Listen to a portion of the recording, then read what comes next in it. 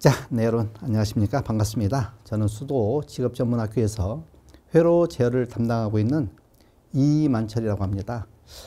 회로 이론은 거의 문제풀이입니다. 그래서 이 문제를 풀어야 되는데 일단 문제를 먼저 푸는 연습 전에 뭐 해야 됩니까? 기본 개념 원리를 알아야 돼요. 기본 원리 및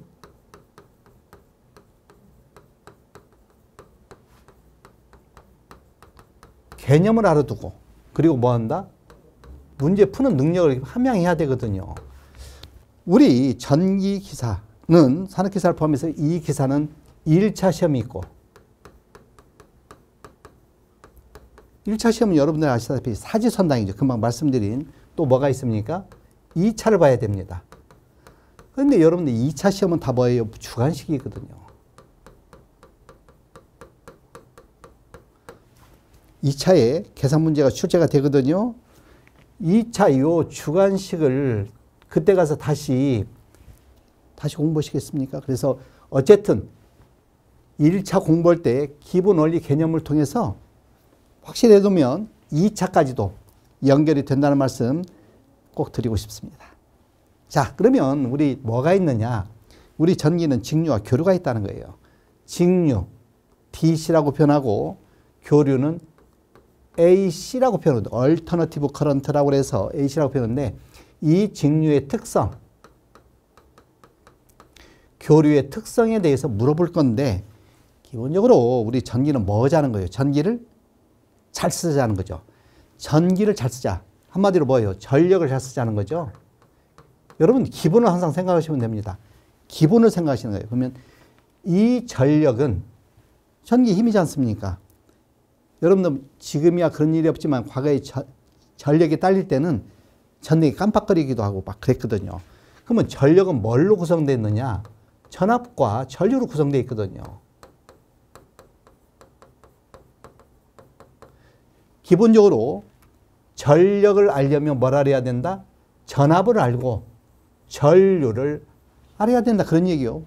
다른 거 아닙니다. 그러면 이 전력에도 교류로 가면 교류에 가면 전력의 종류도 세 가지가 있다는 거예요.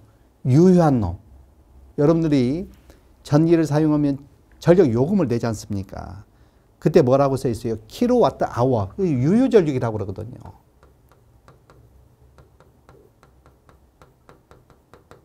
결론적으로 우리는 유효 전력을 써야 되는데 여러분들 우리 교류를 쓰면 이 전선이 있지 않습니까?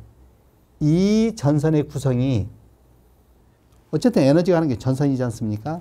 이 전선은 뭘로 되어 있냐 물어보면 이런 형태로 되어 있다는 거예요. 이런 것을 우리는 R이라고 하고 저항이죠. R 저항, L 인덕턴스라고 그러거든요.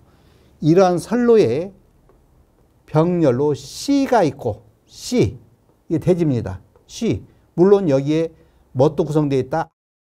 G도 있을 수 있거든요.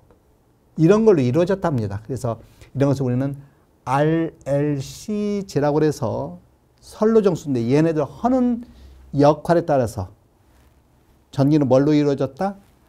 R, L, 인덕턴스라고 합니다. 인덕턴스 C, 콘덴서 성분, 캐피시터스 G, 콘덕턴스 이 네 가지로 우리는 선로 정수라고 하는데 어쨌든 R에서의 유효전력, L과 C에 의해서 무효전력, 무효, 이놈을 합한 것을 우리는 피상전력이라고 하는데 이런 것들을 우리는 벡터라고 해서 이제 우리 학교에서는 사전에 여러분들한테 기본적인 것을 말씀드리지 않습니까? 그래서 이러한 교류에서는 다른 거 없습니다. 얘네들의 구성은 이런 벡터적으로 이건 실수축, 허수축이라고 합니다. 실수축, 리얼 또는 얘는 이미지인데 어떠한 구성이 있고 이렇게 되어 있다? 그러면 얘는 뭘로? 실수와 허수로 이루어졌다는 건데 어쨌든 이런 각이 발생하면 이걸 역률각이다 하면서 계산하는 방법입니다. 이 삼각형에 대한 내용만 좀 아시면 됩니다. 이 삼각형을 직각삼각형이거든요. 항상. 그러면 여러분들이 직각삼각형 나오면 뭐가 나와야 돼요? 피타고라스 정리 들어보셨죠? 피타고라스 정리가 생각나면 되죠. 이런 것을 이용해서 피타고라스 정리를 이용해서 이러한 피상성 뭐 유효, 무효 이런 것을 피상전력이라고 이게 표현하는데 어쨌든 이러한 것들을 결론은 이해입니다. 어떻게 전기를 잘 쓸 거냐. 전기를 잘 쓰려면 발전해서 수요까지 올 때 발전해서 결론은 이거죠. 전력공학을 가든 어디를 가든 항상 여러분들이 생각할 것은 발전된 놈, 이게 발전, 이게 교류 발전이라고 하죠. 우리는 교류 발전하니까 부하가 있습니다. 이 부하가 있으면 요 선로는 어떻게 해야 됩니까?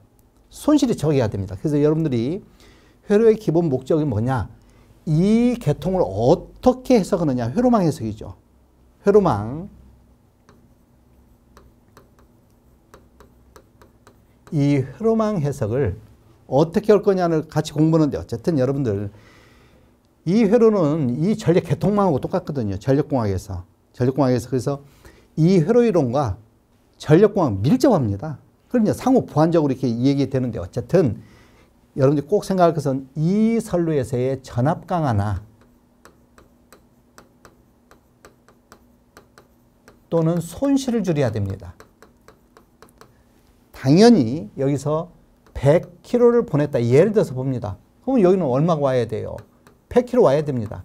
근데 항상 이 부하가 주거든요. 이게 소비자입니다. 이게 고객 만족을 해야 되죠. 얘가 100을 달라고 하면 100을 줘야 됩니다. 그런데 이 선로에서 뭐가 발생한다? 손실이 발생하면 여기다 뭘 더해서 손실분만큼을 더해서 보내야 손실이 없어지고 100이 간다는 그런 개념이거든요.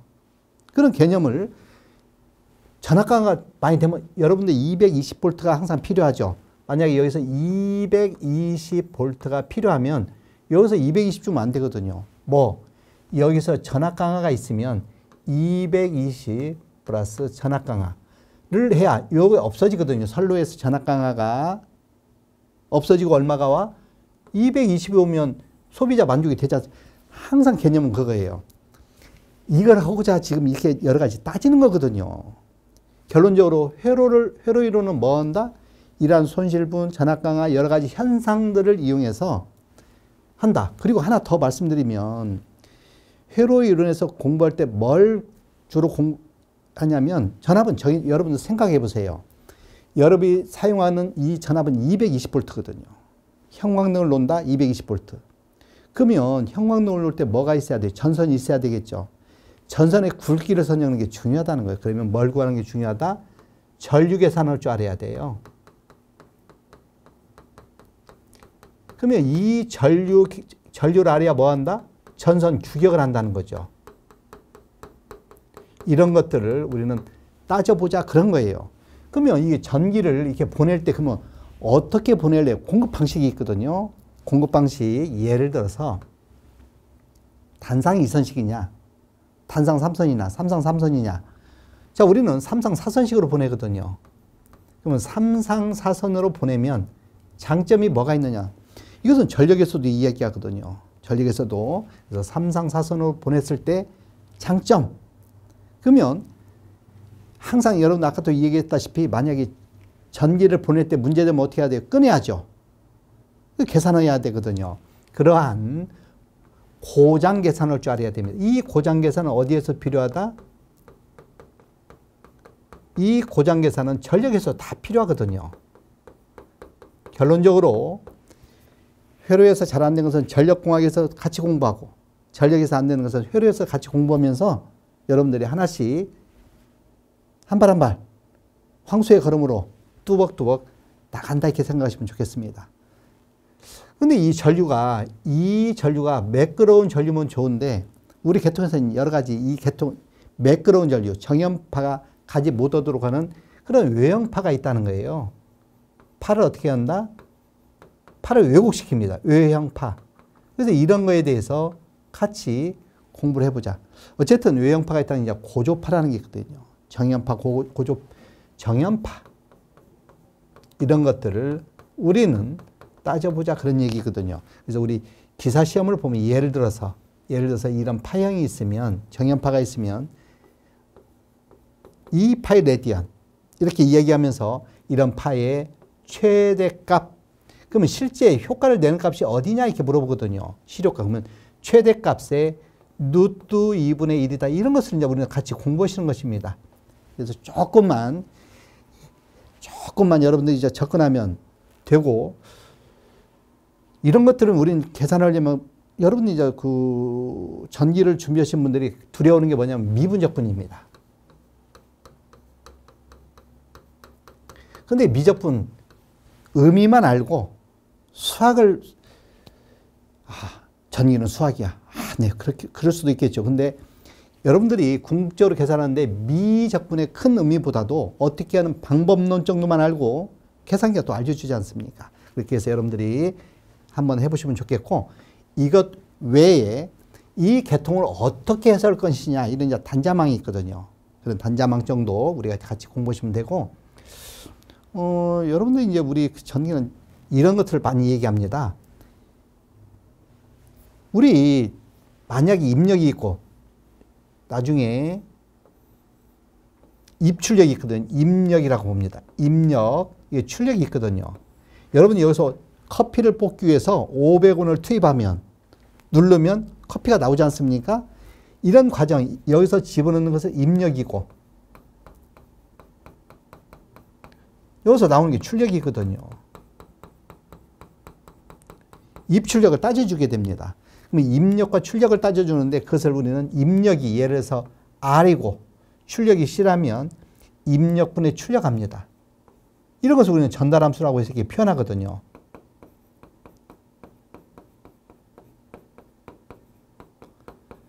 그러면 여러분들 입력에서 출력이 나오는데 어떻게 나와야 돼요? 제대로 나와야 되죠. 커피를 뽑았는데 물만 나오면 안 되지 않습니까? 이렇게 잘 되게끔 하는 그런 것을 우리는 전달함수라고 하는데, 어떻게 하자? 에러가 있으면 안 됩니다. 그래서 여기서 나온 제대로 안 된 걸 우리는 뭐라고 한다? 편차, 이런 과정, 이렇게 하는 것을 우리는 제어기기라고 하는데, 이 제어 부분, 이런 전달함수 부분까지를 우리는 산업기사에서 물어보고, 이걸 넘어서는 것은 제어 부분은 별도로 제어공학에서 이 얘기하는 거거든요. 자, 어쨌든 여러분들이 회로 부분만 보면 항상 뭘 염두에 둬라? 발전해서 부하까지 가는 거예요. 전원에서, 이게 전원이라고 표현하죠. 전원에서 부하까지 가는데 뭘로 보내느냐? 직류도 있고 교류도 있고, 우리는 교류거든요. 그래서 요 표현이 뭐다? 교류의 표현입니다. 그래서 교류 발전입니다. 그래서 교류 발전해서 가는 것입니다. 그래서 직류의 특성, 교류의 특성 좀 여러분들 기억해 두고, 결론적으로 부하에서 쓰기는 뭘 하려고 그래요? 전력을 잘 쓰려고 그러거든요. 전력을 잘 쓰려고 한다.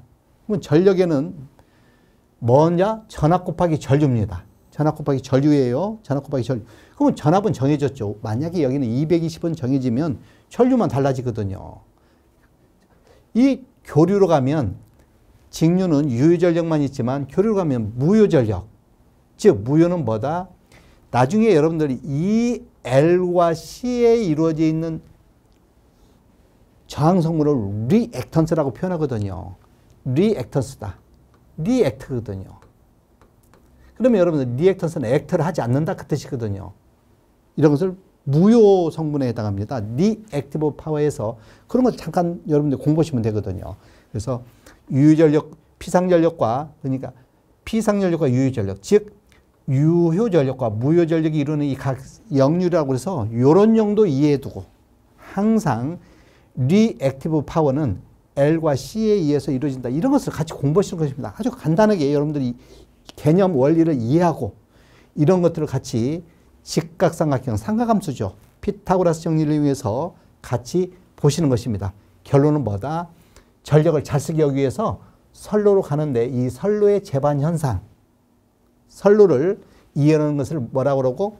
회로망 해석이라고 하고, 어쨌든 선로에서는 기본적으로 뭐가 없어야 된다? 전압 강화나 손실이 없도록 한다. 이런 큰 틀에서 이런 것만 이해해두고, 근데 전기를 사용하고 있다가 사고가 날 수도 있지 않습니까? 만일에 그럴 때는 뭘 한다? 고장 계산해서 차단기를 설치하면 되거든요. 이런 것들을 우리는 공부한다. 이런 것들 항상 이게 전류가 중요합니다. 전류는 뭐 하려고 그래? 전선 선정해야 되거든요. 전선 선정, 차단기 선정 이런 것들을 하기 위한 거다.